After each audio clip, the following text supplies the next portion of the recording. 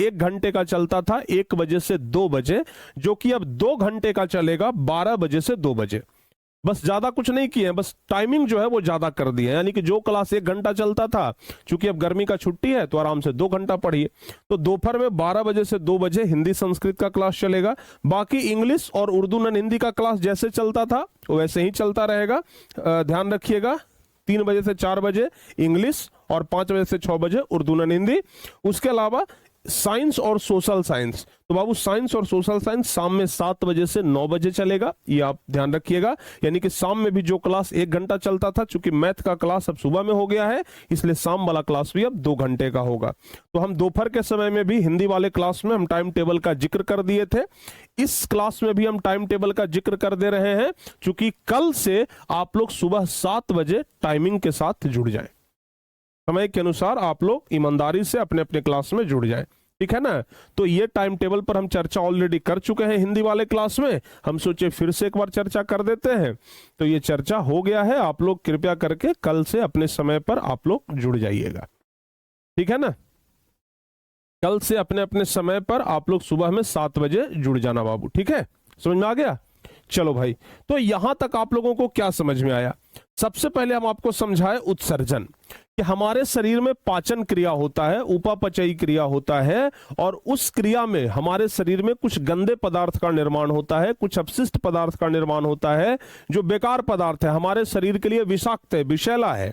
जैसे मल मूत्र की बात करते हैं, आप सोचो कि अगर मूत्र का त्याग आप ना करें, खाली पानी पी रहे हैं लेकिन मूत्र त्याग करें ही नहीं, तो मूत्र हमारे शरीर के लिए फायदेमंद थोड़े है, मूत्र हमारे शरीर के लिए विषाक्त है, विषैला है, ठीक है ना। उसी प्रकार से हम सुबह सुबह बाथरूम जाते हैं, बाथरूम अगर आप नहीं जाएंगे तो कई तरह का बीमारी हो सकता है, ठीक है ना। देखते होंगे कि जिन व्यक्ति को क्या बोलते हैं, कौन सा बीमारी होता है जी, ध्यान रखिएगा, अरे याद नहीं आ रहा है उसका नाम, देखो ना, नाम पता है लेकिन अभी ध्यान में नहीं आ रहा है, कब्ज, ठीक है ना। जिस व्यक्ति को अगर ये हो जाए कब्ज, उस व्यक्ति को ना बाथरूम होता ही नहीं है जल्दी, तो देखते हैं ना, वैसे व्यक्ति दवा खाना पड़ता है, वैसे व्यक्ति को बीमारी होता है। तो कब्जियत हमारे शरीर के लिए बहुत खराब चीज है, ठीक है ना। तो कुल मिलाकर के मलमूत्र जो है उसको त्यागना बहुत जरूरी है। गांव में लोग कहते होंगे कि अरे शरीर से पसीना निकलना अच्छी बात है, क्योंकि शरीर से जब पसीना निकलता है तो हमारे शरीर में जो गंदे पदार्थ है वो हमारे पसीने के साथ बाहर निकलते हैं। तो ये सब ना हमारे शरीर के लिए बहुत जरूरी चीजें हैं, ध्यान रखिएगा। तो उत्सर्जन यानी कि गंदे पदार्थ को शरीर से बाहर निकालना, और जो पदार्थ शरीर से बाहर निकलता है उस पदार्थ को हम उत्सर्जी पदार्थ कहते हैं, ठीक है ना, ध्यान रखना बाबू। टाइम टेबल में किसी का कोई प्रॉब्लम नहीं है, कुछ बच्चों के साथ प्रॉब्लम है, कुछ बच्चे कहते हैं कि सर सुबह वाला क्लास इतना बजे से कर दीजिए, शाम वाला इतना बजे से कर दीजिए। बाबू संभव नहीं है, आपका पूरा टाइम टेबल मैच कर रहा है, इतना क्लास चल रहा है, तो एक आध टाइम टेबल तो आप कहेंगे कि सर हमारे कोचिंग के अनुसार आप टाइम टेबल कर दीजिए, तब तो थोड़ा सा परेशानी होगा, लेकिन फिर भी आप लोग एडजस्ट करिए, ठीक है ना, और अच्छे तरीके से बस पढ़ाई करिए। हम सुबह में भी यही बात बोले थे, फिर से रिपीट यही बात कर रहे हैं, समझ में आ गया। तो उत्सर्जी पदार्थ किसे कहते हैं और उत्सर्जन किसे कहते हैं, ये दो चीजें तो हम आप लोगों को समझा दिए। अब बात करते हैं उत्सर्जी अंग किसे कहते हैं। प्यारे बच्चों, जिस अंग के द्वारा उत्सर्जी पदार्थ को शरीर से बाहर निकाला जाता है उस अंग को हम लोग उत्सर्जी अंग कहते हैं। एकदम सिंपल परिभाषा, याद रखिएगा, ठीक है ना। जिस अंग के द्वारा उत्सर्जी पदार्थ को शरीर से बाहर निकाला जाता है उस अंग को उत्सर्जी अंग कहते हैं। तो अगला नंबर हमारा क्वेश्चन क्या आ जाएगा, उत्सर्जी अंग किसे कहते हैं। अगला नंबर हमारा प्रश्न आएगा कि उत्सर्जी अंग किसे कहते हैं, उत्सर्जी अंग किसे कहते हैं, उत्सर्जी अंग किसे कहते हैं, याद रखिएगा। तो हम लोग इसका परिभाषा बड़ा सिंपल तरीके से लिख सकते हैं। क्या लिखेंगे बाबू, लिखेंगे कि जिस अंग के द्वारा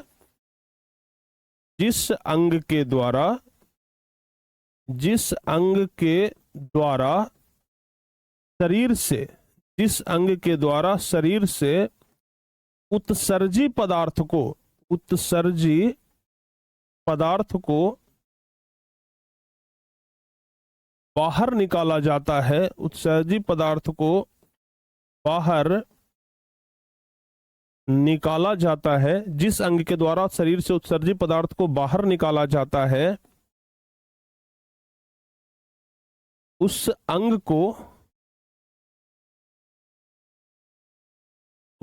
को ही उत्सर्जी अंग कहते हैं। उस अंग को ही उत्सर्जी अंग कहते हैं। उस अंग को ही क्या कहते हैं? उत्सर्जी अंग कहते हैं। जैसे सब लोगों को पता है कि हमारे शरीर में उत्सर्जी पदार्थ को बाहर निकालने के लिए एक विशेष प्रकार की संरचना है जिसको हम उत्सर्जी अंग कहते हैं। ठीक है, ये बात याद रखिएगा। ठीक है ना, चाहे मल त्यागने के लिए चाहे मूत्र त्यागने के लिए हमारे शरीर में अलग अलग अंग बने हुए हैं। ठीक है ना, और वो अंग जो है वो मतलब कह सकते हैं कि जो नर है उसमें अलग होता है और जो मादा है उसमें अलग होता है। ठीक है ना, याद रखिएगा, जिसके बारे में हम जनन चैप्टर में खास करके बहुत ही विस्तार से इसके बारे में पढ़ेंगे। अच्छा, एक बात और याद रखना, यहां पर उत्सर्जी अंग का हम बात कर रहे हैं, तो जिस अंग के द्वारा शरीर से उत्सर्जी पदार्थ को बाहर निकाला जाता है उसे हम क्या कहते हैं? उत्सर्जी अंग कहते हैं। लेकिन साथ ही साथ यह भी याद रखना, उत्सर्जी अंग केवल बहुकोशिकीय जीवों में पाया जाता है। जैसे हम, आप, जीव जंतु, गाय, भैंस, ऊंट, बकरी जो बहुकोशिकीय जीव है, उत्सर्जी अंग केवल उसमें पाया जाता है। लेकिन जो एक कोशिकीय जीव है जिसको कि निम्न श्रेणी का जंतु कहा जाता है, जैसे अमीबा, यूग्लिना, ये सब जो हो गया एक कोशिकीय जीव, उसमें उत्सर्जन के लिए कोई विशेष अंग नहीं होता है। समझ में आ गया बाबू? हाँ, समझ में आ गया ना, याद रखिएगा। तो हम साथ साथ इसमें यह भी लिख देते हैं कि उत्सर्जी अंग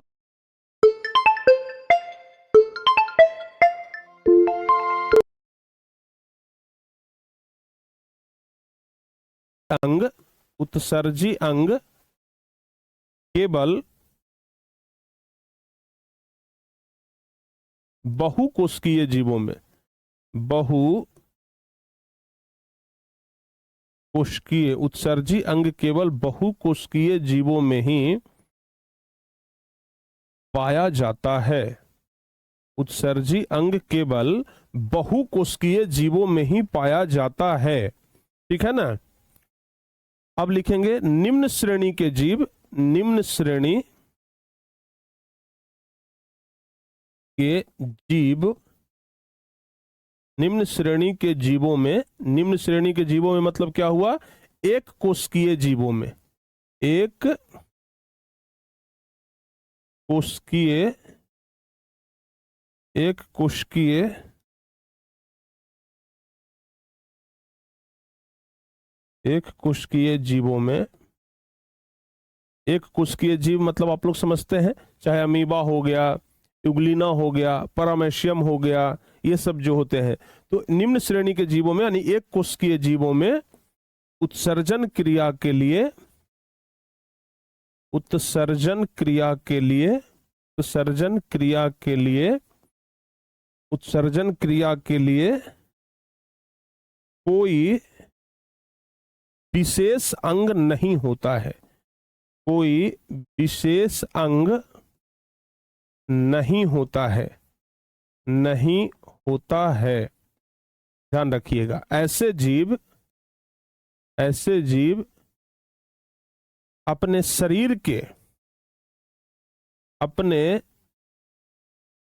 शरीर के सतह से ही, सतह से ही। अच्छा, आप लोगों को याद होगा कि जब हम अमीबा के बारे में पढ़ा रहे थे, अमीबा में पोषण, याद करिए, जब इसके पहले वाले चैप्टर में हम पढ़ा रहे थे अमीबा में पोषण, तो वहां पर हम आपको बताए थे कि अमीबा में भोजन करने के लिए और उत्सर्जन करने के लिए कोई अलग अंग नहीं होता है। अमीबा अपने पूरे शरीर के किसी भी अंग से भोजन ग्रहण कर सकता है और पूरे शरीर के किसी भी अंग से बाथरूम कर सकता है। समझ में आ गया ना, यानी कि उत्सर्जन क्रिया कर सकता है। समझ में आ गया बाबू? तो ऐसे जीव अपने शरीर के सतही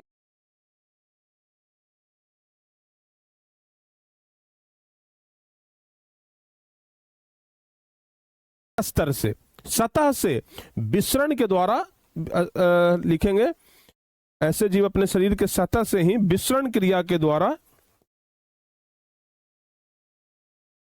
विसरण विसरण क्रिया के द्वारा उत्सर्जन करते हैं। विसरण क्रिया के द्वारा उत्सर्जन करते हैं। बस ये चीजें याद रखिएगा। समझ में आ गया बाबू? ये चीजें ना आप लोग याद रखिएगा कि उत्सर्जन करने के लिए हम लोगों के शरीर में या जितने भी बहुकोशिकीय जीव जंतु हैं उनके शरीर में एक अलग अंग पाया जाता है, लेकिन जो एक कोशिकीय जीव हैं उनमें अलग अंग नहीं होता है। आप लोगों को हम बताए थे अमीबा में कि अपना भोजन कैसे पकड़ता है, कूटपाद के द्वारा। जिधर उसको भोजन दिखता है उधर कूटपाद बना लेता है और भोजन को पकड़ के अपने शरीर के अंदर ग्रहण कर लेता है, और फिर जो बेकार पदार्थ है उसको शरीर के किसी भी अंग से बाहर निकाल देता है। तो शरीर के किसी भी अंग से, यानी कि शरीर के किसी भी सतह से भोजन को बाहर कर दे रहा है, भोजन को नहीं बल्कि जो बेकार पदार्थ है उसको बाहर कर दे रहा है, तो उसको हम लोग क्या कहते हैं? उसको हम लोग कहते हैं उत्सर्जन, विसरण क्रिया। ठीक है ना? तो एक कोशिकीय जीव विसरण क्रिया के द्वारा ही उत्सर्जन करते हैं, ध्यान रखिएगा। ठीक है बाबू, समझ में आ रहा है? जल्दी से बताओ। तो उत्सर्जन किसे कहते हैं? हम लोगों के शरीर में जो बेकार पदार्थ है उसको बाहर निकालने की क्रिया है उत्सर्जन कहलाता है। जिस पदार्थ को बाहर निकालते हैं उसको उत्सर्जी पदार्थ कहते हैं, और उत्सर्जी पदार्थ को जिस अंग के द्वारा बाहर निकालते हैं उस अंग को हम लोग उत्सर्जी अंग कहते हैं। अगर यहां तक सब कुछ कॉन्सेप्ट क्लियर है तो एक बार डबल सी लिखिए ताकि हमें पता लगे कि हाँ भाई आपका कॉन्सेप्ट क्लियर है। जल्दी से बाबू, हमें एक बार बस जल्दी से आप लोग ये बता दीजिए कि क्या यहां तक सब कुछ सही है। बताओ बाबू, यहां तक क्या आप लोग सब कुछ समझ गए हैं? हाँ जी, जल्दी जल्दी से बताइए। क्या यहां तक सारे बच्चों को सब कुछ क्लियरली समझ में आ गया? बताओ बाबू जल्दी जल्दी से, क्या यहां तक सब कुछ समझ में आई गयो?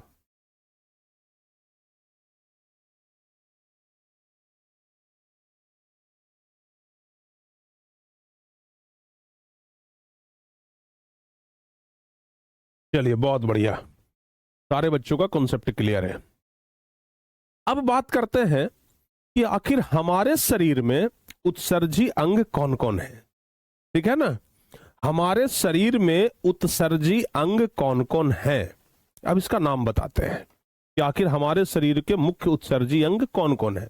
अब आप लोगों से नहीं पूछेंगे, नहीं तो आप लोग, हम जानते हैं कि कुछ कुछ बता दीजिएगा। ठीक है ना? अब हम बताते हैं, बस उतना ही सुनिए। मानव शरीर के प्रमुख उत्सर्जी अंगों के नाम लिखने के लिए कई बार परीक्षा में आ जाता है कि मानव शरीर के प्रमुख उत्सर्जी अंग का नाम लिखें। तो देखो बाबू, मानव शरीर में जो सबसे बड़ा उत्सर्जी अंग है वो तो त्वचा है, स्किन। हमारे त्वचा में सब जगह पर छोटे छोटे महीन महीन छिद्र है जिससे कि पसीना बाहर निकलता है। ठीक है बाबू, समझ में आ गया? पसीना क्या निकलता है? बाहर निकलता है। तो मानव का सबसे बड़ा जो उत्सर्जन अंग है वो त्वचा है। ठीक है ना? तो मानव के उत्सर्जन अंग के बारे में बात करें तो त्वचा होगा सबसे पहला।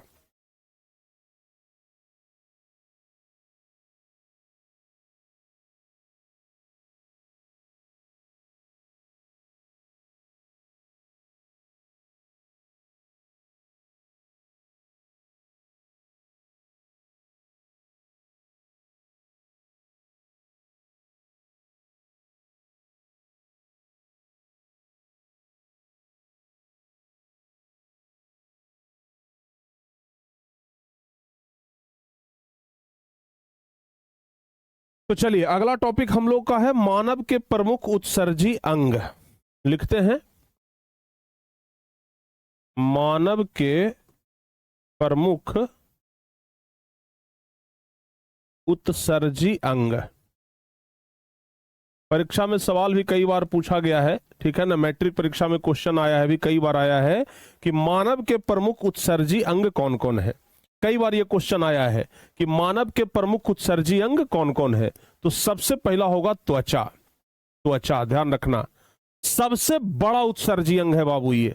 ठीक है ना, सबसे बड़ा उत्सर्जी अंग, हम लोग लिख भी लेंगे सबसे बड़ा उत्सर्जी अंग। क्या लिखेंगे? सबसे बड़ा उत्सर्जी अंग।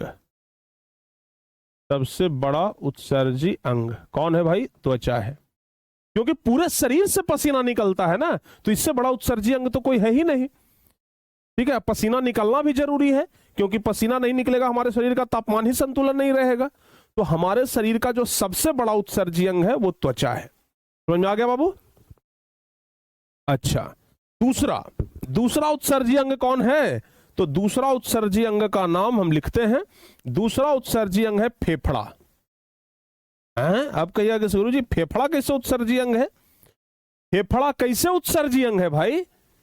तो याद करिए ना, हम आपको श्वसन चैप्टर में पढ़ाए थे कि हमारे शरीर में 2 फेफड़ा होता है, एगो लेफ्ट साइड एगो राइट साइड, और यही दोनों फेफड़ा हमारे शरीर में जो कार्बन डाइऑक्साइड बनता है उसको बाहर निकालता है कि नहीं है बाबू? कार्बन डाइऑक्साइड हमारे शरीर के लिए विषैला ही तो है, विषाक्त ही तो है। कार्बन डाइऑक्साइड हमारे शरीर के लिए बेकार पदार्थ ही तो है। ऑक्सीजन हमारे शरीर के लिए बढ़िया है, कार्बन डाइऑक्साइड बढ़िया नहीं है। तो फेफड़ा क्या करता है? उस कार्बन डाइऑक्साइड को बाहर निकालता है। तो जो बेकार पदार्थ को बाहर निकाल रहा है उत्सर्जी अंग कहलाएगा। फेफड़ा हमारे शरीर में से कार्बन डाइऑक्साइड को निकाल रहा है, तो फेफड़ा भी क्या कहलाएगा? उत्सर्जी अंग कहलाएगा। तो CO2 गैस को शरीर से बाहर निकालता है सबसे बड़ा उत्सर्जी अंग। इधर लिख देंगे हम CO2 गैस को बाहर निकालना इसका मुख्य काम होता है, बाहर निकालता है। CO2 गैस को शरीर में से बाहर कौन निकालता है? फेफड़ा। इसके अलावा जो लहसुन हम लोग खाते हैं, मसाला हम लोग खाते हैं, उसके दुर्गंध को भी कार्बन डाइऑक्साइड के साथ ही बाहर निकालने का काम कौन करता है? फेफड़ा। ठीक है ना? तो ध्यान रखिएगा। तो एक चीज याद रखिएगा, पहला तो त्वचा हो गया जो हमारे शरीर का सबसे बड़ा उत्सर्जी अंग है। दूसरा क्या हो गया? दूसरा हो गया प्यारे बच्चों फेफड़ा, जो कार्बन डाइऑक्साइड को शरीर से बाहर निकालता है। ठीक है ना? समझ में आ गया? समझ में आ गया? हाँ, यहां तक सारे बच्चों का क्लियर है? अच्छा, उसके बाद होता है प्यारे बच्चों, ध्यान रखना, यकृत भी होता है। ठीक है ना? लीवर जिसको हम लोग कहते हैं, या फिर इसके बाद जो सबसे प्रमुख अंग है ना उसको किडनी ही कह सकते हैं। इसके बाद जो सबसे प्रमुख अंग है इसको हम किडनी भी कह सकते हैं। किडनी, ध्यान रखिएगा, किडनी, जिसको कि हम लोग ब्रिक भी कहते हैं, अभी जस्ट बताए हैं ब्रिक। किडनी को ही हम लोग ब्रिक कहते हैं। उसके बाद बाबू लिखेंगे यकृत, जिसको हम लोग लीवर कहते हैं या फिर जिगर कहते हैं। कहते हैं ना तू हमारा जिगर का टुकड़ा है रे, हैं? तो जिगर का टुकड़ा, जिगर मतलब तो भाई लीवर होता है। जिगर मतलब क्या होता है? लीवर। तो यकृत को ही हम लोग क्या कह सकते हैं? जिगर, या फिर इसी को कहते हैं लीवर। अंग्रेजी में ही बाबू होता है लीवर, LIVER। अंग्रेजी में ही क्या होता है? Liver, LIVER। ध्यान रखिएगा। तो यकृत हमारे शरीर की सबसे बड़ी ग्रंथि है। याद रखना, शरीर की सबसे बड़ी ग्रंथि, याद रखिएगा, शरीर की सबसे बड़ी ग्रंथि, शरीर की सबसे बड़ी ग्रंथि, शरीर की सबसे बड़ी ग्रंथि कौन है? लीवर। ठीक है ना? शरीर की सबसे बड़ी ग्रंथि कौन है? लीवर, याद रखिएगा। तो हमारे शरीर की सबसे बड़ी ग्रंथि कौन हो गया? लीवर। तो प्यारे बच्चों, ये सब हमारे शरीर के प्रमुख उत्सर्जी अंग हैं।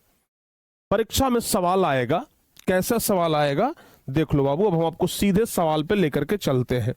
परीक्षा में सवाल आएगा कि मानव शरीर की प्रमुख उत्सर्जी अंगों का नाम लिखें। इस तरीके से करके ना परीक्षा में सवाल आता है, मानव के प्रमुख उत्सर्जी अंग का नाम लिखना है। देख लीजिए, ये 2015 में, 2016 में, 2025 में कई बार मतलब ये सवाल पूछा जा चुका है कि मानव शरीर के प्रमुख उत्सर्जी अंगों के नाम लिखें। क्या लिखेंगे? लिखेंगे मानव शरीर का सबसे पहला अंग लिखेंगे त्वचा। त्वचा में क्या लिखेंगे? मानव शरीर का सबसे बड़ा उत्सर्जन अंग त्वचा होता है, जिसमें श्वेत ग्रंथि पाया जाता है। श्वेत ग्रंथि, ठीक है ना? इसमें छोटे छोटे छिद्र पाए जाते हैं जिससे पसीना बाहर निकलता है और यह शरीर के तापमान का क्या करता है? संतुलन करता है। तो तो हम लोग खूब बढ़िया से जो स्किन है, जो त्वचा है, उसके बारे में लिख लेंगे। उसके बाद दूसरा नंबर पर आता है फेफड़ा। फेफड़ा जिसको कि हम लोग मानव शरीर का एक प्रमुख अंग मानते हैं।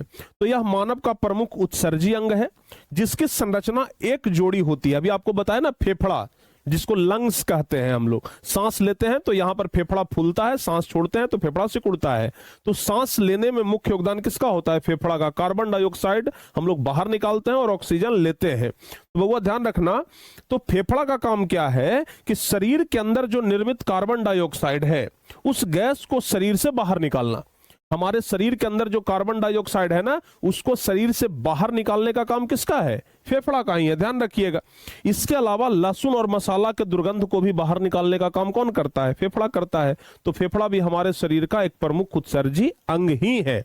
अच्छा, तीसरा नंबर पे हम आपको बताए यकृत, जिसको लीवर कहते हैं। देख लीजिए, कुछ इसी प्रकार का फिगर होता है लीवर का। हमारे मानव शरीर का सबसे बड़ा ग्रंथि है।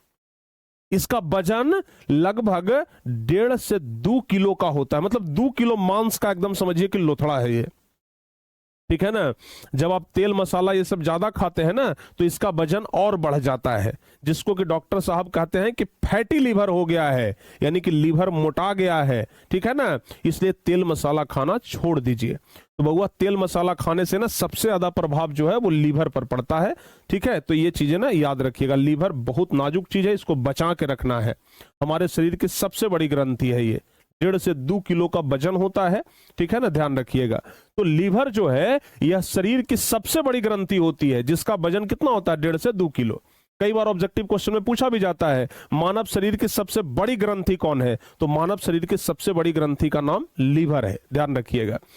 लीवर को ही हम लोग जिगर कहते हैं। मम्मी बड़ी प्यार से कहती है कि बेटा तू हमार जिगर के टुकड़ा है, हैं? अगर वही चीज को कह दिया जाए कि बेटा तू हमार लीवर के टुकड़ा है, तू हमार यकृत के टुकड़ा है, तो कैसा लगेगा? हैं?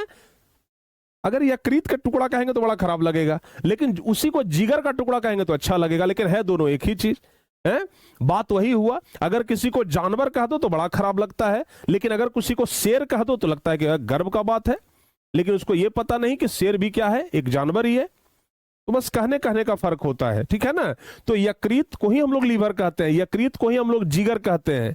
तो जिगर का टुकड़ा कहते हैं तो अच्छा है, लेकिन यकृत का टुकड़ा कहेंगे तो हो सकता है बुरा मान जाए। तो याद रखना इस बात को, है कि नहीं है बाबू? सही है ना? हाँ, ठीक है।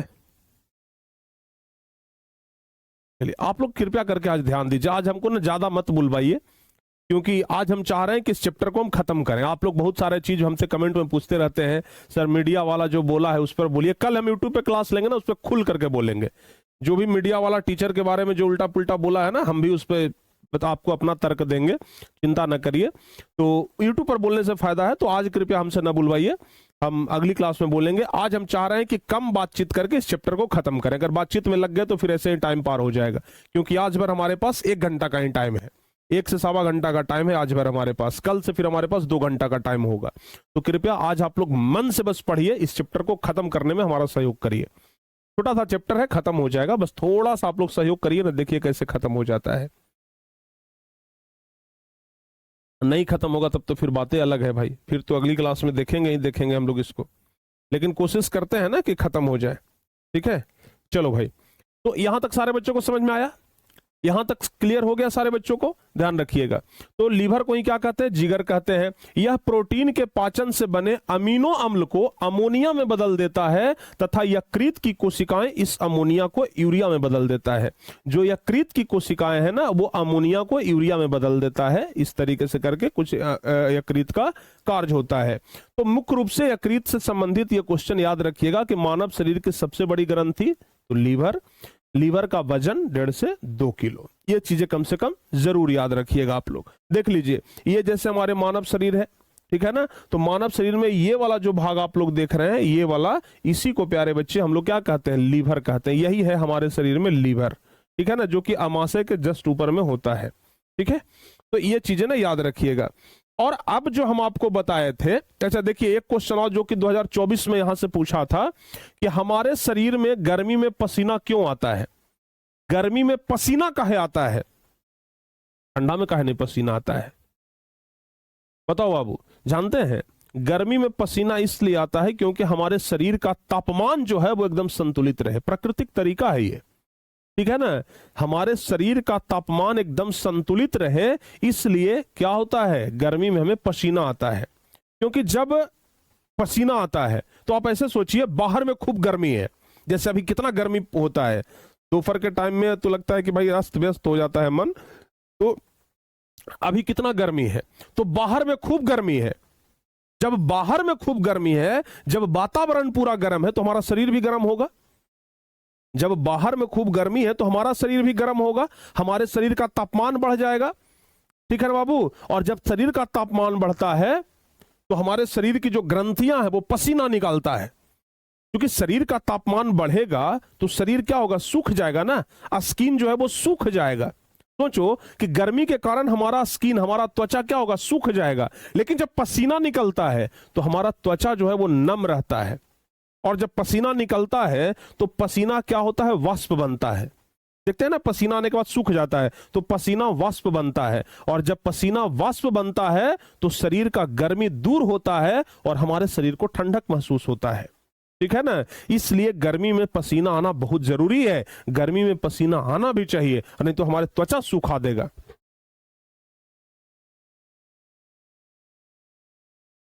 समझ में आया बाबू।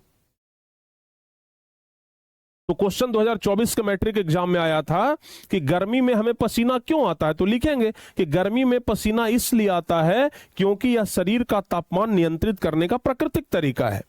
हमारे शरीर का तापमान नियंत्रित करने का यह प्राकृतिक तरीका है, ध्यान रखिएगा।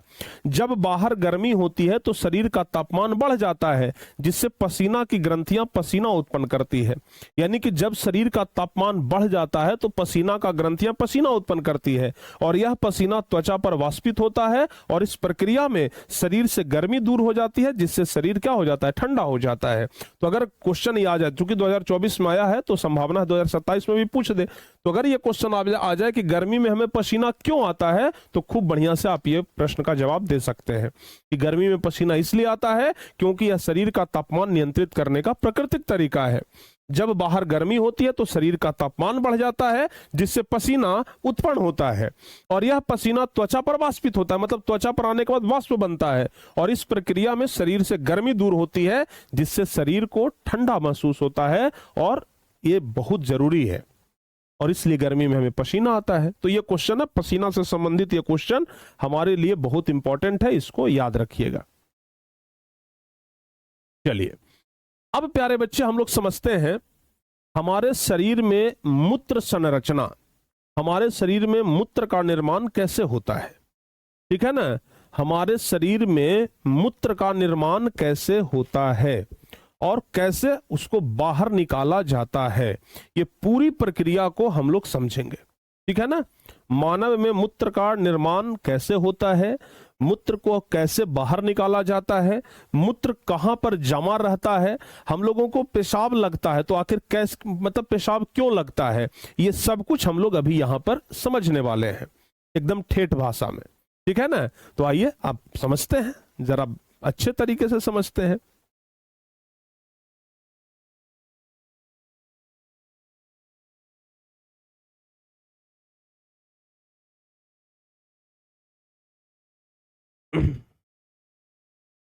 ठीक है बाबू, देखिए सबसे पहला चीज तो ये, अभी जस्ट हम आपको कुछ देर पहले बताए हैं कि मूत्र का निर्माण शरीर के किस अंग में होता है, जल्दी से बताओ तो आप लोग। मूत्र का निर्माण शरीर के किस अंग में होता है, कोई बच्चे बताइए। मूत्र का निर्माण शरीर के किस अंग में होता है, जल्दी से बताओ बाबू।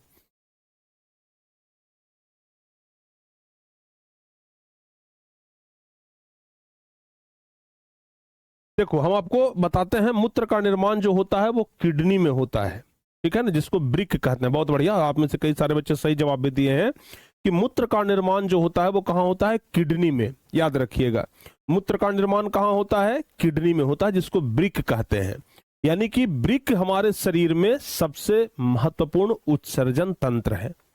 ठीक है ना, ध्यान रखिएगा। उत्सर्जन अंग बहुत महत्वपूर्ण है। कौन? ब्रिक, जिसको ब्रिक हिंदी शब्द है, किडनी अंग्रेजी शब्द है। बहुत सारे बच्चे सोच रहे हैं ना कि सर ब्रिक जो है वो अंग्रेजी शब्द है, किडनी हिंदी में। किडनी नहीं, किडनी अंग्रेजी शब्द है, KIDNEY। ब्रिक तो हिंदी शब्द है भाई, ठीक है ना, ध्यान से सुनिएगा। ब्रिक जो हम लोग लिख रहे हैं ये हिंदी है, इसको कहते हैं किडनी। समझ में आ गया ना?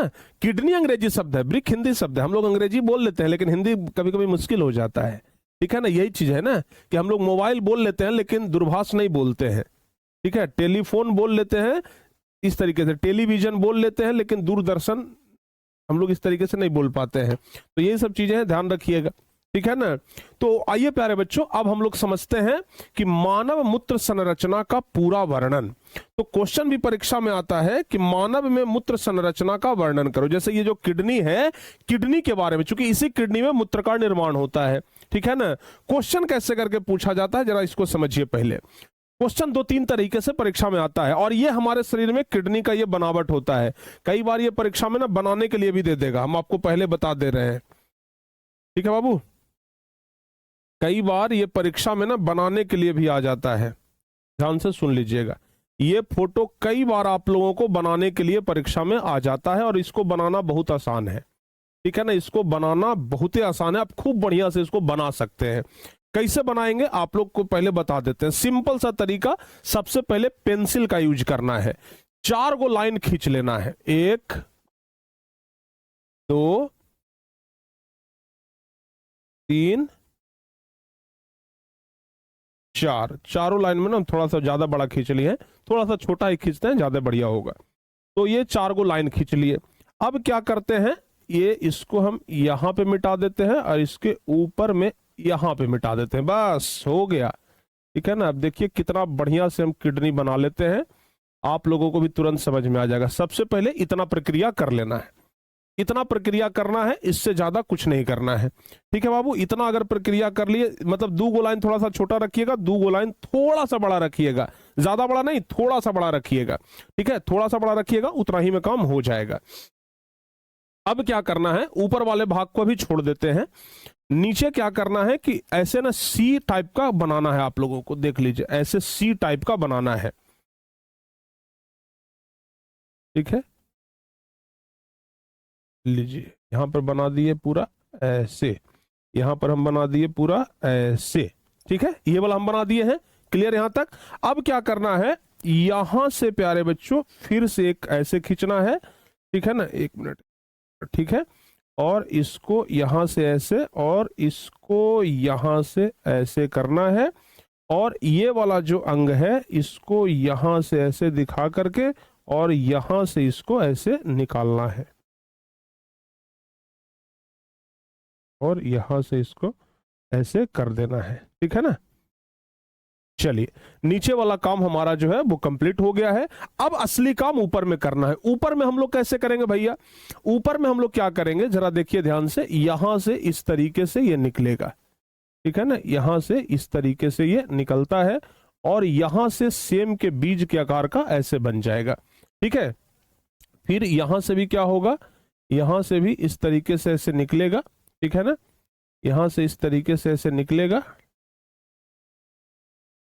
और यहां से इस तरीके से सेम के बीज के आकार का ऐसे बन जाएगा। हालांकि थोड़ा सा ऊपर नीचे बन गया है, ये दोनों एकदम बराबर में होता है तो ज्यादा बेहतर लगता है,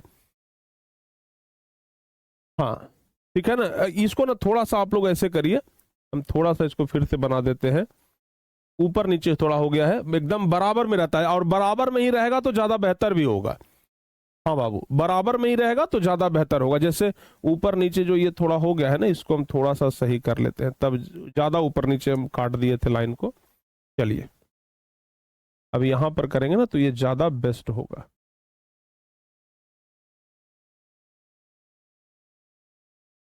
ठीक है।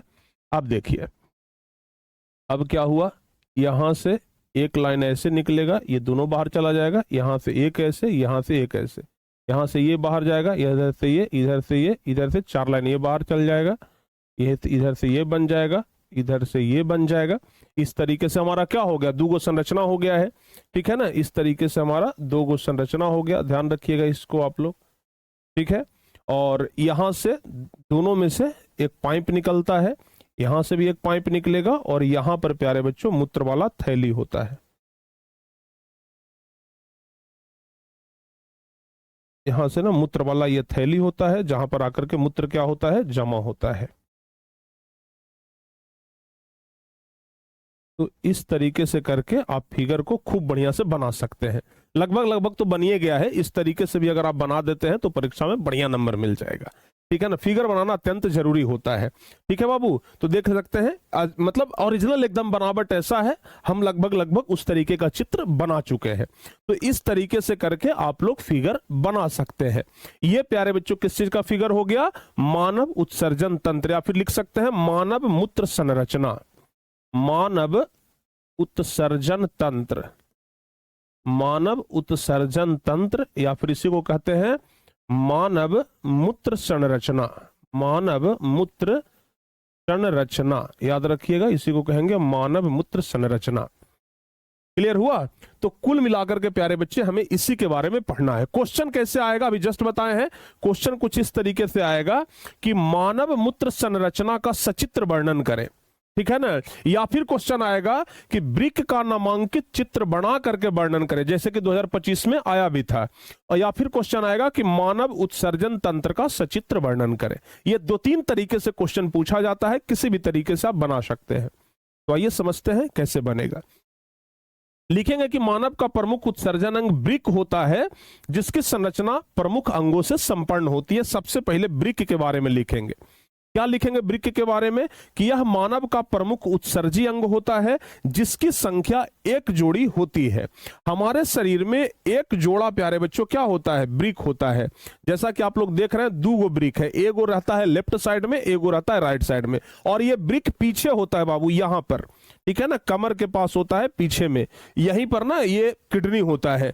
तो ये देख सकते हैं आप लोग कि एक वृक्क हमारे दाहिने साइड में और एक वृक्क हमारे बाएं साइड में, 2 वृक्क होता है, यानी कि 2 किडनी होता है। और जो हर एक किडनी है, जो प्रत्येक किडनी मतलब एक किडनी, इसका वजन 150 ग्राम। आपको हम सबसे शुरुआत में ही बताया आज की क्लास में कि एक किडनी का वजन कितना होता है, 150 ग्राम। दोनों किडनी को मिला दिया जाए तब जाकर के वजन होगा कितना, दिल के बराबर। दिल का वजन 300 ग्राम होता है ना, तो यानी कि 2 किडनी मिलाकर के वजन बराबर होगा एक हृदय का। यानी कि हृदय से भी कम वजन किडनी का होता है, बहुत थोड़ा सा होता है, इतना छोटा सा होता है। ठीक है ना, ध्यान रखिएगा। यह कमर के ठीक ऊपर मेरुदंड के अगल बगल भाग में स्थित होता है, यानी कमर के ऊपर रीढ़ की हड्डी के अगल बगल में स्थित होता है। वृक्क के बाहरी भाग को कार्टेक्स कहा जाता है, यानी कि वृक्क का ये जो बाहरी वाला भाग है, जैसे ये जो बाहरी वाला भाग आप लोग देख रहे हैं, तो ये जो बाहरी भाग है ना, इसी को हम लोग क्या कहते हैं, इधर से ये और इधर से ये, इसको हम लोग क्या कहेंगे, कार्टेक्स। यानी कि वृक्क का जो बाहरी हिस्सा है उसको कार्टेक्स कहा जाता है, जिसका आकार अवतल होता है। अवतल मतलब होता है धंसा हुआ। तो आप लोग देख सकते हैं कि इसका आकार क्या है बाबू, धंसा हुआ है। अवतल दर्पण आप लोग ऐसे ही ना बनाते थे, इस तरीके से अवतल दर्पण आप लोग बनाते थे, तो अवतल दर्पण के आकार का ही बाहरी भाग इसका होता है। वृक्क का जो धंसा हुआ भाग है उसको कहा जाता है पेल्विस। क्या कहते हैं, पेल्विस। तो प्यारे बच्चों जरा ध्यान से समझना, ये जो वृक्क का धंसा हुआ वाला अंदर वाला भाग है उसको कहते हैं पेल्विस। ठीक है ना, तो इसको याद रखिएगा। तो वृक्क के बाहरी भाग को कार्टेक्स कहते हैं। हो सकता है परीक्षा में आ जाए कि वृक्क के बाहरी भाग को क्या कहते हैं, तो याद रखिएगा बाहरी भाग को कार्टेक्स कहा जाता है। और वृक्क का जो धंसा हुआ भाग है उसको क्या कहते हैं, तो वृक्क का जो धंसा हुआ भाग है उसको हम लोग पेल्विस कहते हैं। वृक्क का कार्य है नाइट्रोजनी जैसे गंदे पदार्थ को बाहर निकालना, यानी कि हमारे शरीर में जो नाइट्रोजनी पदार्थ है, यानी मूत्र में, मतलब कि मूत्र जैसे पदार्थ को क्या करना, बाहर निकालना। नाइट्रोजनी पदार्थ उसी को कहते हैं। तो वृक्क का कार्य होता है नाइट्रोजनी पदार्थ को, यानी कि शरीर का जो गंदा पदार्थ है उसको शरीर से बाहर निकालना।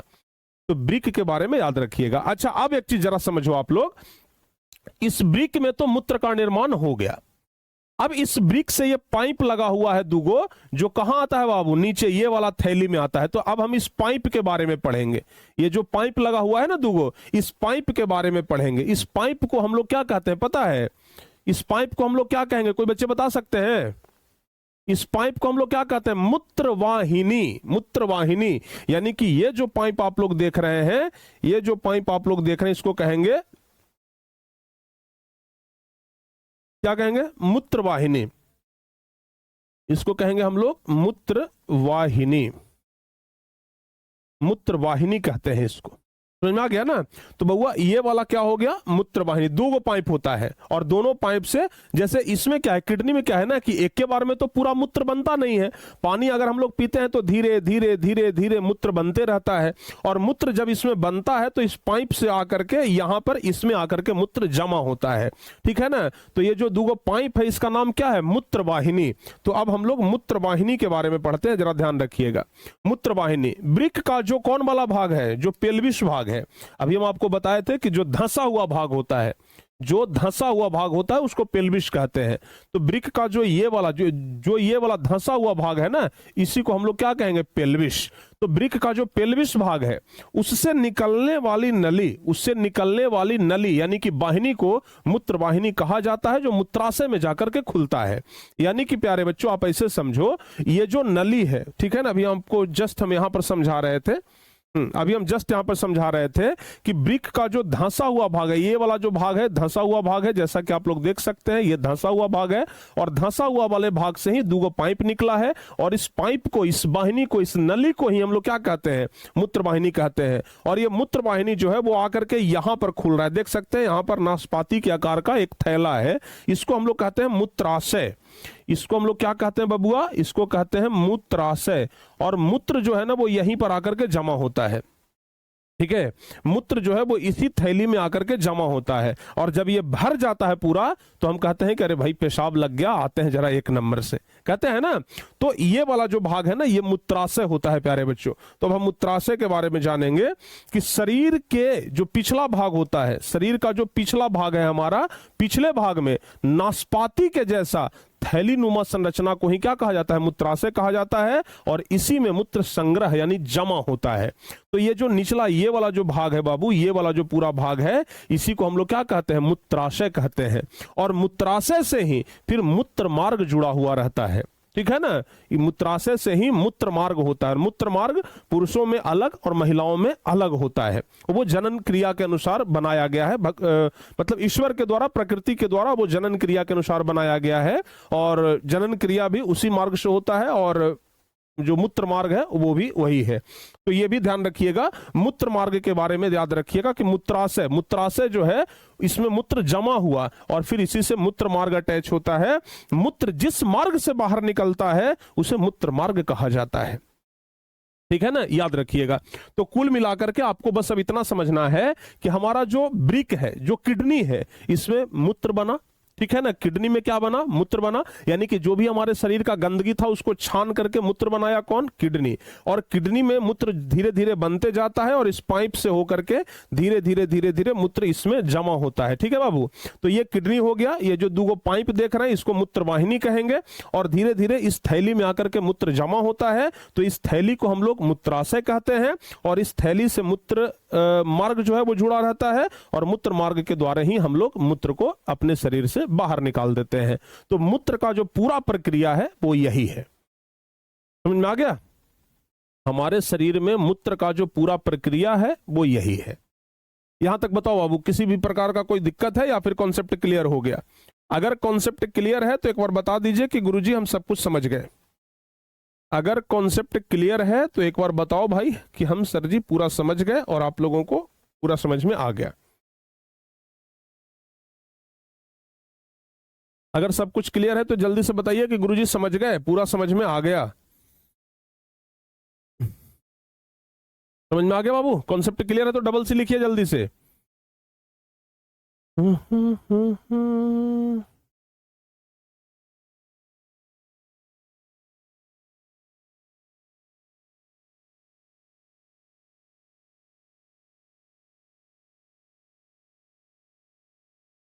अच्छा, यहां तक सारे बच्चों को समझ में आ गया ना? चलिए बहुत बढ़िया। अब प्यारे बच्चों थोड़ा सा हम लोग बात करते हैं मूत्र की बनावट। अब थोड़ा सा बात करेंगे मूत्र की बनावट का, कि मूत्र का जो बनावट होता है उसमें कैसा होता है, यानी कि मूत्र जो हम लोग विसर्जित कर देते हैं, जिसको शरीर से निकाल देते हैं, उसमें होता क्या क्या है। तो प्यारे बच्चों समझना मूत्र में क्या क्या होता है। सबसे पहला तो ये समझना मूत्र में क्या क्या होता है। सबसे ज्यादा तो जल होता है, पानी, मूत्र जो हम लोग करते हैं उसमें सबसे ज्यादा क्या होता है, पानी होता है। उसके बाद उसी मूत्र में यूरिया भी कुछ होता है, यूरिया का मात्रा भी मूत्र में होता है, और प्लस में सोडियम क्लोराइड यानी कि NaCl भी होता है। NaCl वो जो खाने वाला नमक होता है ना, नमक, वो नमक बाबू होता है जिसको हम लोग कहते हैं सोडियम क्लोराइड। इसको क्या कहते हैं, सोडियम क्लोराइड, ध्यान रखिएगा। तो मूत्र जो होता है वो कैसा होता है, मूत्र में सबसे ज्यादा जल होता है, उसमें यूरिया होता है। यूरिया जो होता है ना बाबू, लगभग ध्यान रखिएगा 2% यूरिया होता है। यूरिया कितना होता है, लगभग 2% यूरिया होता है, याद रहेगा।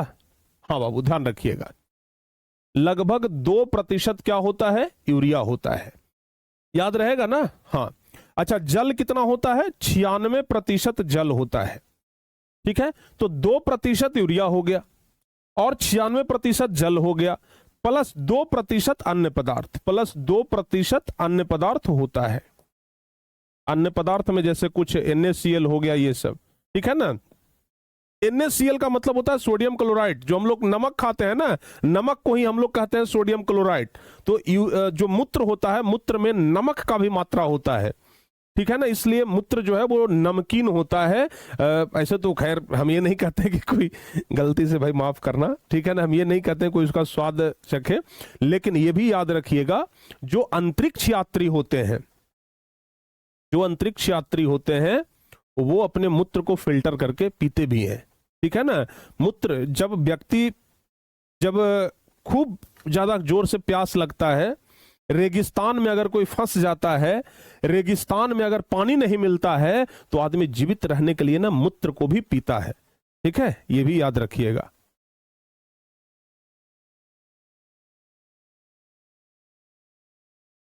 तो मूत्र जो होता है ना, उसमें यूरिया का मात्रा होता है। देखिएगा मूत्र में क्या होता है, यूरिया का मात्रा। यूरिया कैसे साबित करेंगे कि इसमें यूरिया का मात्रा होता है। देखो बाबू, कहीं पर ना घास है, घास पे अगर कोई व्यक्ति जाकर के अगर पेशाब करता है ना, कुछ दिनों के बाद देखिएगा वहां का घास पूरा जल जाता है, ठीक है ना। और सेम चीज आप यूरिया खाद आप ले लीजिए, आपके घर में खेतों में डालने के लिए यूरिया खाद आता होगा ना, एक ही जगह पर जाकर के आप 1 मुट्ठी यूरिया खाद डाल दीजिए, देखिएगा वहां का जो घास होगा वो जल जाएगा। यानी कि अगर हम ढेर सारा यूरिया खाद एक ही जगह पर डाल दिए तो भी घास जला गया, या फिर अगर हम किसी जगह पे अगर मूत्र विसर्जन कर दिए, पेशाब कर दिए, तो भी घास जला गया। यानी कि मूत्र जो है उसमें यूरिया का मात्रा होता है, ध्यान रखिएगा। तो मूत्र में 96% जल होता है, 2% यूरिया होता है, और 2% ही क्या होता है, अन्य पदार्थ होता है, ठीक है बाबू। हाँ ठीक है ना। 2 पदार्थ, अन्य पदार्थ में जैसे अन्य पदार्थ में सोडियम क्लोराइड हो गया, कुछ यूरिक अम्ल भी होता है, यूरिक अम्ल, मूत्र में ना यूरिक अम्ल भी होता है, ये भी आप लोग ध्यान रखिएगा। ऐसा कहा जाता है कि लगभग यूरिक अम्ल भी मूत्र में क्या होता है, ठीक है ना। हाँ अच्छा, सबसे महत्वपूर्ण चीज, मूत्र का रंग जो है वो कैसा होता है, पीला, ठीक है बाबू। तो मूत्र का रंग जो पीला होता है ना, उसमें एक रंजक होता है यूरोक्रोम, यूरोक्रोम के कारण ही। तो हम लोग ये भी लिख लेंगे, मूत्र का रंग पीला, मूत्र का रंग पीला, पीला यूरोक्रोम के कारण होता है। रंजक लिख लेते हैं, पीला, मूत्र का रंग पीला, रंजक यूरोक्रोम के कारण होता है। यूरोक्रोम, यूरोक्रोम के कारण, यूरोक्रोम के कारण होता है। मूत्र का जो पीला रंग होता है ना, वो यूरोक्रोम के कारण ही होता है, इसको आप लोग याद रखिएगा जरूर से जरूर। मूत्र का रंग पीला किसके कारण होता है, यूरोक्रोम के कारण, ठीक है। तो मूत्र के बारे में ये सब चीजें ना आप लोग याद रखिएगा। हाँ बाबू, यहां तक क्लियर हो गया।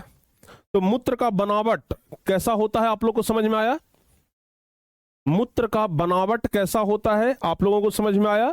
मूत्र का बनावट, मूत्र में जल होता है लगभग 96%, यूरिया होता है लगभग 2%, आपसे सवाल भी पूछा जाएगा कि मूत्र में यूरिया की मात्रा कितना होता है, तो 2%, और 2% बाकी अन्य पदार्थ भी होते हैं, याद रखिएगा इस बात को। मूत्र का रंग हल्का पीला होता है, और पीला क्यों होता है, तो मूत्र में यूरोक्रोम होता है, यूरोक्रोम के कारण ही मूत्र का रंग पीला होता है, यह भी याद रखिएगा। यूरोक्रोम के कारण ही मूत्र का रंग कैसा होता है, पीला होता है। समझ में आ गया? बताओ बाबू, यहां तक सारे बच्चों का क्लियर है? यहां तक सभी बच्चों का क्लियर हो गया?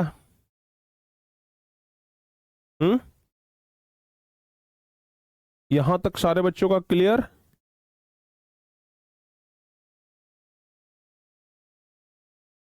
चलो बहुत बढ़िया, बहुत बढ़िया। कितना और बच गया, एक बार देख लेने दो पहले हमको।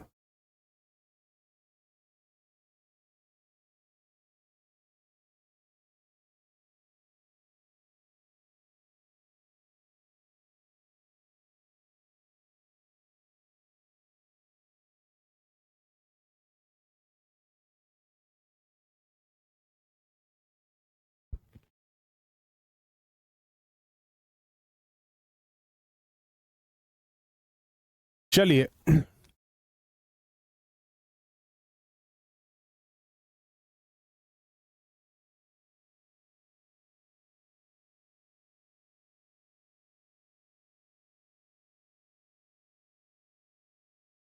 देखो बाबू, अब हम लोग को पढ़ना है डायलिसिस मशीन के बारे में। 10-15 मिनट और लगेगा, ये चैप्टर खत्म हो जाएगा, बस आप लोग जल्दी जल्दी से देख लीजिए, ठीक है ना। तो डायलिसिस मशीन क्या होता है, आइए इसके बारे में थोड़ा सा समझ लेते हैं। अगर किसी भी कारण से किडनी खराब हो गया, किसी भी कारण से अगर किडनी खराब हो जाए, जैसे किडनी में चोट लग गया, किडनी क्षतिग्रस्त हो गया, ठीक है ना, हाई ब्लड प्रेशर के कारण भी कभी कभी किडनी खराब हो जाता है, चिनिया रोग के कारण भी कभी कभी दिक्कत होता है, तो किसी भी कारण से अगर किडनी खराब हो गया, तो वैसी स्थिति में तो आदमी का मृत्यु हो जाएगा। अगर किडनी खराब हो गया, ठीक है ना, तो वैसे स्थिति में तो आदमी का मृत्यु हो जाएगा। हो जाएगा कि नहीं हो जाएगा बाबू, बताओ? सतह से भोजन को बाहर कर, देखिए हमारे शरीर में जो जहरीला पदार्थ बना, इसके निष्कासन के लिए, यानी कि इसको शरीर से बाहर निकालने के लिए जिस मशीन का प्रयोग किया जाता है, उसे ही क्या कहते हैं, डायलिसिस मशीन कहते हैं। समझ में आया ना? तो अगर आपसे पूछा जाए कि डायलिसिस मशीन क्या है, तो सिंपल बताइएगा, हमारे शरीर में किडनी के खराब हो जाने के बाद हमारे शरीर में जो विषाक्त पदार्थ है, हमारे शरीर में जो जहरीला पदार्थ है, उसको शरीर से बाहर निकालने के लिए जो मशीन लगता है, उस मशीन को ही हम लोग क्या कहते हैं, डायलिसिस मशीन कहते हैं। समझ में आया बाबू? इसको ध्यान रखिएगा। तो किडनी जो है वो बहुत जरूरी है। हमारे शरीर में जो किडनी है ना, वो बहुत ही ज्यादा जरूरी होता है, ठीक है, इसको आप लोग जरूर याद रखिएगा। किडनी हमारे शरीर में बहुत महत्वपूर्ण अंग है, इसको आप लोग जरूर याद रखना। समझ में आ गया? हमारे शरीर में जो किडनी है ना, वो बहुत महत्वपूर्ण अंग है, इसको आप लोग जरूर याद रखिएगा। समझ में आ गया बाबू? हाँ जी, समझ में आ गया ना? चलो, तो अब क्या करते हैं, चूंकि आप लोगों का समय भी अब हो रहा है मैथ का, आज भर का तो ही आपके पास टाइम ही था, तो अब समय हो रहा है। अब सुन लीजिए हमारी बातों को, थोड़ा सा बस सुन लीजिए हमारी बातों को। प्यारे बच्चों, कल आप लोगों का टेस्ट होना है, कल टेस्ट होगा, कल टेस्ट होगा, ठीक है ना। तो जब कल टेस्ट होगा, तो पूरा टेस्ट खत्म करने के बाद लास्ट में 30 मिनट का टाइम निकाल करके, 15-20 मिनट जो भी टाइम लगे उसको निकाल करके, हम कल टेस्ट के बाद आपका जो 1-2 पार्ट बच गया है, ठीक है ना, उसको हम खत्म करा देंगे। समझ में आ गया? बस 1-2 पार्ट जो बच गया है, उसको हम बस क्या करेंगे, अगली क्लास में खत्म करा देंगे। क्लियर?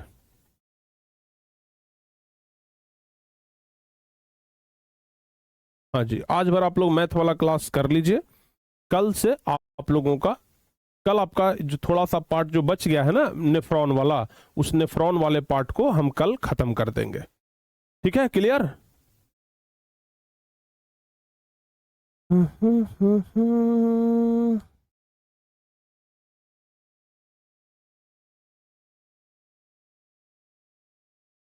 ही कर दें? एक बच्चे, सब अधिकांश बच्चे कह रहे हैं कि सर आज ही कर दीजिए।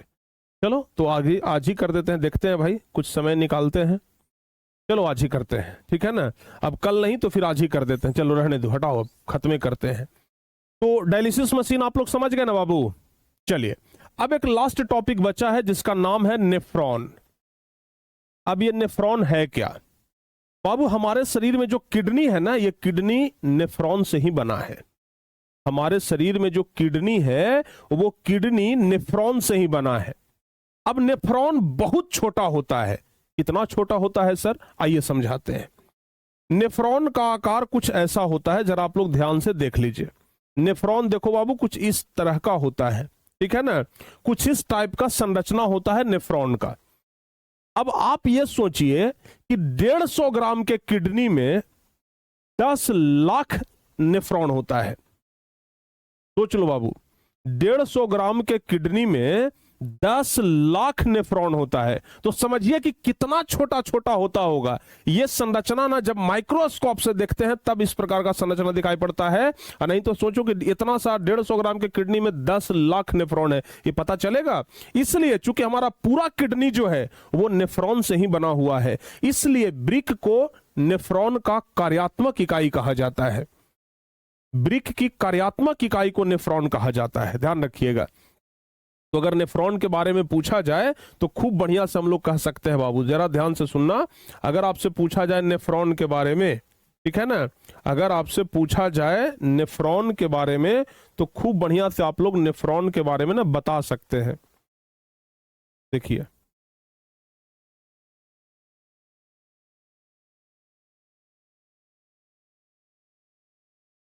अगर नेफ्रॉन के बारे में बातचीत किया जाए ना तो आप खूब बढ़िया से बता सकते हैं। क्या बताएंगे? ब्रिक की कार्यात्मक इकाई को नेफ्रॉन कहा जाता है, यानी कि ब्रिक जो है हमारा पूरा का पूरा नेफ्रॉन से ही बना हुआ है, ठीक है ना। नेफ्रॉन का चित्र कुछ ऐसा होता है जो कि आप बड़े आराम से बना सकते हैं। पहले ये वाला डंडा बना दीजिए जिसमें डाली के जैसा संरचना, और यहां से एकदम ऐसे घुमा करके ऊपर में प्याला के जैसा ऐसा संरचना बनेगा, ठीक है ना, ये ध्यान रखिएगा। तो ब्रिक की कार्यात्मक इकाई को क्या कहते हैं? नेफ्रॉन। नेफ्रॉन को ही हम लोग ब्रिकाणु भी कहते हैं। नेफ्रॉन को ही हम लोग क्या कहते हैं? ब्रिकाणु। ध्यान रखिएगा, नेफ्रॉन को ही क्या कहते हैं? ब्रिकाणु। और अभी आपको बताए कि ब्रिक में नेफ्रॉन की संख्या 10 लाख से अधिक होता है, यानी कि एक किडनी में 10 लाख से अधिक नेफ्रॉन होता है।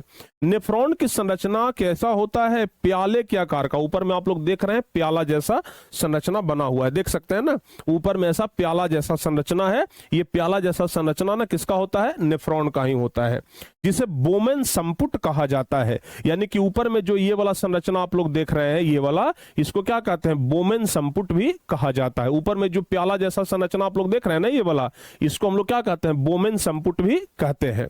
बोमेन संपुट में रुधिर कोशिकाओं का जाल जैसा गुच्छा सा समूह पाया जाता है, जिसे ग्लोमेरुलस कहते हैं। और ग्लोमेरुलस और बोमेन संपुट के मिश्रित रूप को मेलपिगियन संपुट कहा जाता है। यानी कि प्यारे बच्चों, ये जो ऊपर में आप लोग देख सकते हैं ये वाला, ये इसमें ना रुधिर का जाल होता है, ठीक है ना, इसमें रुधिर का बहुत बड़ा जाल होता है, और उस गुच्छा को, उस जाल को ही ग्लोमेरुलस कहते हैं। और ग्लोमेरुलस और बोमेन संपुट, यानी कि ग्लोमेरुलस जो इसके अंदर है और ये बोमेन संपुट, दोनों को अगर हम मिला देंगे तो उस मिश्रित रूप को क्या कहते हैं? मेलपिगियन संपुट कहा जाता है। और सभी नेफ्रॉन के मैगपिलियन संपुट ब्रिक के कार्टेक्स भाग में शामिल होता है। तो ब्रिक के बारे में पूछा जाता है मुख्य रूप से। ये क्वेश्चन तो खैर बहुत ज्यादा नहीं आता है, मुख्य रूप से आपसे यह पूछा जाता है कि नेफ्रॉन का क्या कार्य होता है।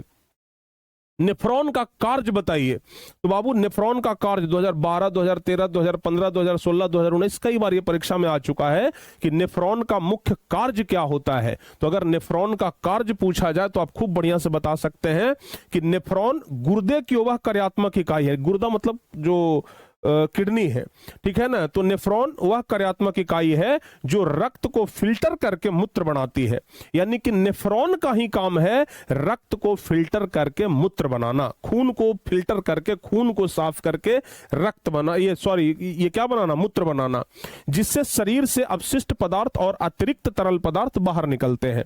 यानी कि मूत्र के द्वारा शरीर में जो गंदगी है वो बाहर निकलता है और रक्त में जरूरी पदार्थों को बनाए रखा जाता है। यानी कि जो जरूरी पदार्थ है वो रक्त में ही रह जाता है और जो जरूरी पदार्थ नहीं है उसे शरीर से बाहर निकाल दिया जाता है। यह मुख्य रूप से 3 प्रक्रियाओं द्वारा होता है।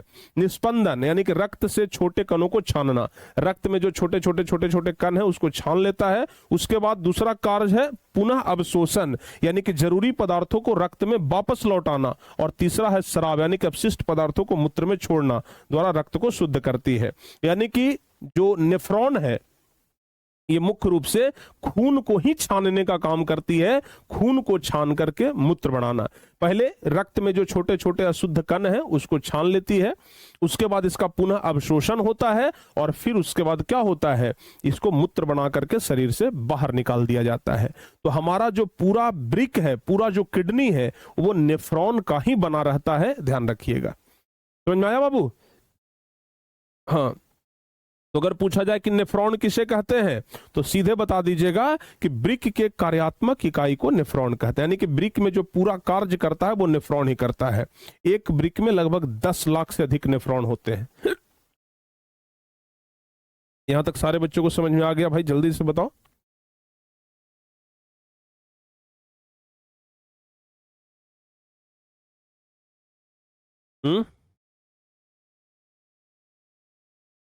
यहां तक सारे बच्चों का क्लियर हो गया? चलिए बहुत बढ़िया। अब सबसे लास्ट टॉपिक एक बचा है पेड़ पौधों के बारे में, कि पेड़ पौधों के उत्सर्जी पदार्थ कौन कौन से हैं। ठीक है ना बाबू? ध्यान रखिएगा। तो पेड़ पौधों के बारे में बहुत ज्यादा हमें नहीं पढ़ना है, बहुत थोड़ा सा पढ़ना है, जो कि मुख्य रूप से ऑब्जेक्टिव में ही क्वेश्चन आते हैं। थोड़ा बहुत सब्जेक्टिव टाइप के क्वेश्चन बन सकते हैं, इसको हम लोग तुरंत देख लेते हैं। जंतुओं की तरह पौधों में भी उत्सर्जन के लिए कोई विशिष्ट अंग नहीं पाया जाता है जंतुओं की तुलना में। यानी कि जंतुओं में तो पेड़ पौधों, ये जंतुओं में तो उत्सर्जन के लिए अंग होते हैं, अलग से अंग बने होते हैं, लेकिन पेड़ पौधों में कोई अंग नहीं होता है। श्वसन क्रिया से निष्कासित कार्बन डाइऑक्साइड गैस एवं प्रकाश संश्लेषण से निष्कासित ऑक्सीजन गैस विसरण क्रिया द्वारा पत्तियों के रंध्रों एवं अन्य भागों से अवस्थित बात रंध्रों के द्वारा उत्सर्जित होता है। यानी कि पेड़ पौधे जब श्वसन क्रिया करती है, तो पेड़ पौधे जब श्वसन क्रिया करते हैं तो ऑक्सीजन गैस लेते हैं और कार्बन डाइऑक्साइड छोड़ते हैं। तो कार्बन डाइऑक्साइड भी रंध्रों के द्वारा बाहर निकल जाता है, स्टोमेटा के द्वारा बाहर निकल जाता है। प्रकाश संश्लेषण क्रिया में पेड़ पौधे कार्बन डाइऑक्साइड लेते हैं और ऑक्सीजन छोड़ते हैं, तो वो भी रंध्रों के द्वारा बाहर निकल जाते हैं। बाष्पोत्सर्जन से निकलने वाला जल मुख्यतः रंध्रों द्वारा तथा पौधों के अन्य भागों द्वारा निष्कासित होता है। पानी की अगर बात करें तो आपको बताया था ना कि पेड़ पौधों में जो पत्तियों के माध्यम से वाष्पोत्सर्जन होता है, तो वाष्पोत्सर्जन भी जब शरीर से बाहर निकल रहा है, पेड़ पौधे के शरीर से बाहर निकल रहा है, तो वो भी उत्सर्जन कहलाया। तो वाष्पोत्सर्जन भी रंध्रों के द्वारा हो जाता है। यानी कि पेड़ पौधों में गैसों का उत्सर्जन और बाष्पोत्सर्जन, ये दोनों प्यारे बच्चों रंध्रों के द्वारा हो जाता है, यानी कि स्टोमेटा के द्वारा हो जाता है। पौधे उत्सर्जी पदार्थों को अपनी पत्तियों एवं छाल में भी संचित करते हैं। पेड़ पौधों में जो उत्सर्जी पदार्थ है उसको वो पत्तियों में भी संचित करते हैं, यानी जमा करते हैं, और जो पेड़ पौधों का छाल होता है छाल में भी जमा करते हैं। पत्तियों के गिरने एवं छाल के बिलगाव से भी उत्सर्जी पदार्थ का निष्कासन होता है। आप अगर पत्तियों को तोड़ेंगे या पत्तियां जब पेड़ छोड़ करके गिर जाती है तो वहां से भी उत्सर्जी पदार्थ निकलते हैं।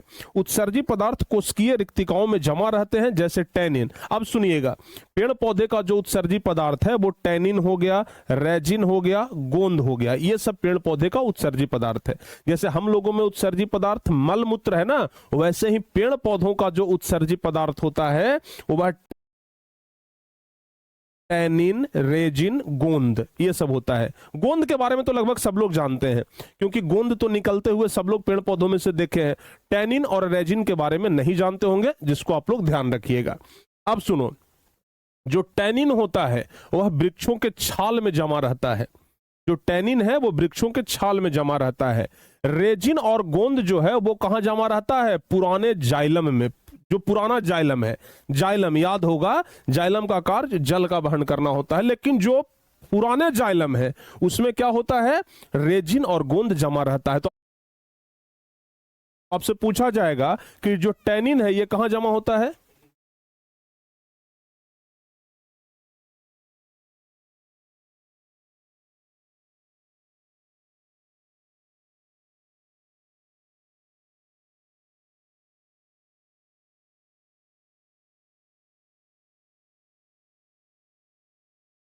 ठीक है ना बाबू? तो जो टैनिन है वह वृक्षों के छाल में जमा रहता है।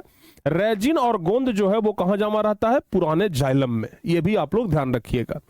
कुछ पौधों में उत्सर्जी पदार्थ गाढ़े दूधिया रूप में संचित रहता है, जिसे लेटेक्स कहा जाता है। अच्छा, कुछ कुछ पौधा ऐसा होता है जिसमें अगर आप छाल को छीलेंगे, चाहे पत्ती को तोड़ेंगे, तो देखते हैं कि दूध निकलता है। जैसे पीपर के पत्ते में भी, बरगद के पेड़ में आप लोग देखते होंगे कि अगर थोड़ा सा उसमें हल्का सा भी अगर चीरा लग जाए, कट लग जाए ना, तो उसमें से दूध निकलता है। वो जो दूध निकलता है ना, उसको लेटेक्स कहा जाता है। ये भी आप लोग ध्यान रखिएगा। समझ में आया? यानी कि पेड़ पौधों में से जिसको हम लोग दूध कहते हैं ना, वो एक्चुअल में लेटेक्स है। जैसे पीपल, बरगद या पीला कनेर की एक पत्ती को अगर तोड़ेंगे तो उसमें से उजला दूधिया और गाढ़ा लेटेक्स निकलता हुआ दिखाई पड़ेगा। आपके पीपल के पेड़ तो मिल जाएंगे आपके गांव में बड़ी आसानी से। उसका एक पत्ता तोड़िएगा, देखिएगा उसमें से दूध निकलेगा। ठीक है ना? पीपल के पत्ते को तोड़ने के बाद ना उसमें से दूध निकलता है। वो जो दूध है ना, उसी को लेटेक्स कहा जाता है। अभी तक आप लोग उसको दूध बोलते थे, कह रहे देखो ना पीपलवा का पतवा तोड़ते हैं ना तो उसमें से दूध निकलता है। हुआ वो दूध नहीं है, वो लेटेक्स है। तो आज के बाद बताइएगा लेटेक्स है। अगर कोई गांव घर में अगर बोले कि देखो ना पीपल के पेड़ के पत्ता तोड़ते हैं तो दूध निकलता है, तो कहिएगा अरे दूध नहीं है, ये लेटेक्स है। क्या है बाबू? लेटेक्स। तो वो भी एक उत्सर्जी पदार्थ ही है। तो बबूल के पौधे में गोंद उत्सर्जी पदार्थ के रूप में पाया जाता है। जैसे बबूल का पौधा हो गया, कई बार परीक्षा में पूछ देता है कि बबूल के पौधे में उत्सर्जी पदार्थ क्या है, तो बबूल के पौधे में उत्सर्जी पदार्थ क्या है? गोंद। फिर है चीड़। तो जो पौधा होता है किस चीज का, तो ध्यान रखिएगा, जो चीड़ का पौधा होता है उसमें रेजिन एक उत्सर्जी पदार्थ होता है, ध्यान रखिएगा। ठीक है ना? और जो जलीय पदार्थ होते हैं, जो जलीय पौधे होते हैं, वो पानी में ही विसरण क्रिया के द्वारा उत्सर्जन क्रिया करते हैं। जलीय पौधा के बारे में बहुत ज्यादा हम लोगों को ये नहीं पढ़ना है। और जो कुछ स्थलीय पौधा भी होते हैं ना, वो मिट्टी में अपना उत्सर्जन करते हैं। यानी कि जो जलीय पौधा होते हैं वो जल में उत्सर्जन कर देते हैं, जो स्थलीय पौधा होते हैं वो मिट्टी में अपना उत्सर्जन कर देते हैं। लेकिन कुछ उत्सर्जी पदार्थ का नाम याद रखिएगा, टैनिन, रेजिन, गोंद, लेटेक्स। ठीक है ना? ये सब उत्सर्जी पदार्थ को आप लोग ध्यान रखिएगा। यहां से बस एक क्वेश्चन परीक्षा में आता है जो कि सबसे लास्ट क्वेश्चन है आज का, कि पौधे में कुछ उत्सर्जी पदार्थ के नाम लिखें। सिर्फ उत्सर्जी पदार्थ का नाम पूछेगा। 2025 में ये क्वेश्चन आया भी है, तो लिख देंगे पौधे के कुछ उत्सर्जी पदार्थ के नाम निम्नलिखित है। सबसे पहला, पौधे का उत्सर्जी पदार्थ कार्बन डाइऑक्साइड भी है, क्योंकि पौधे जब श्वसन क्रिया में ऑक्सीजन लेते हैं तो कार्बन डाइऑक्साइड छोड़ते भी हैं। तो पौधे का उत्सर्जी पदार्थ कार्बन डाइऑक्साइड भी है। पौधे का उत्सर्जी पदार्थ ऑक्सीजन भी है। पौधे का उत्सर्जी पदार्थ जलवाष्प भी है। पौधे का उत्सर्जी पदार्थ गोंद है, रेजिन है, लेटेक्स है, टैनिन है। ये सब पौधे का उत्सर्जी पदार्थ है। पौधे इन पदार्थ को पत्तियों में रंध्र छिद्रों के माध्यम से बाहर निकालते हैं, कुछ को जमा कर लेते हैं या जड़ों के माध्यम से मिट्टी में छोड़ देते हैं।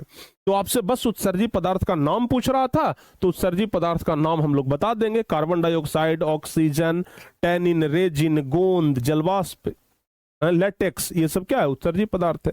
तो यही पर प्यारे बच्चों फिर क्या हो गया, आपका चैप्टर समाप्त हो जाता है और फाइनली उत्सर्जन चैप्टर भी आपका क्या हो गया, खत्म हो गया। लो भाई, पिछले क्लास हम अगली क्लास में खत्म करने का बात कर रहे थे, आप लोगों ने कहा तो हम इसी क्लास में खत्म कर दिए, लेकिन अब मैथ के क्लास का टाइम हो गया है। ठीक है ना? मैथ के क्लास का टाइम हो गया है भैया। तो मैथ का क्लास का टाइम जो है वो आज 15 मिनट हम एक्स्ट्रा कर देते हैं। 8:30 की जगह 8:45 से कर देते हैं। आप लोग का जो क्लास है ना वो 8:45 से चलेगा। आप लोग का क्लास कितना बजे से? आज 8:45 से चलेगा, याद रखिएगा। ठीक है? तो चलिए आज की इस क्लास को अब हम यहीं पे समाप्त करते हैं। आपका चारों चैप्टर बायोलॉजी का समाप्त हो गया। जय प्रक्रम, श्वसन, परिवहन, उत्सर्जन, अधिकांश चैप्टर जो है वो आपका खत्म हो गया, समाप्त हो गया। तो कुल मिलाकर के बाबू आज की इस क्लास को अब हम यहीं पे समाप्त कर रहे हैं। कल आप लोग टेस्ट के लिए तैयार रहिएगा। कल आप लोग टेस्ट के लिए तैयार रहिएगा। और फिर से हम एक बार कह देते हैं भैया कि कल से आप लोगों का जो टाइम टेबल है ना बाबू, ये वाला टाइम टेबल के अनुसार कल से आप लोग तैयार रहिएगा। ठीक है, ये वाले टाइम टेबल के अनुसार कल से आप लोग तैयार रहिएगा। तो कल आप लोग इस टाइम टेबल के लिए तैयार रहना। मिलते हैं प्यारे बच्चे आप लोगों से हम नेक्स्ट क्लास में। अगली क्लास का इंतजार करिए, मैथ का क्लास जरूर कर लीजिएगा। और कल से तो आपका मैथ का क्लास सुबह में 7 बजे से हो जाएगा। ठीक है, तो चलिए अब आज की इस क्लास को यहीं पे समाप्त करते हैं। फाइनली आज हम उत्सर्जन चैप्टर समाप्त कर दिए। तो मिलते हैं कल, तब तक के लिए जय हिंद, धन्यवाद।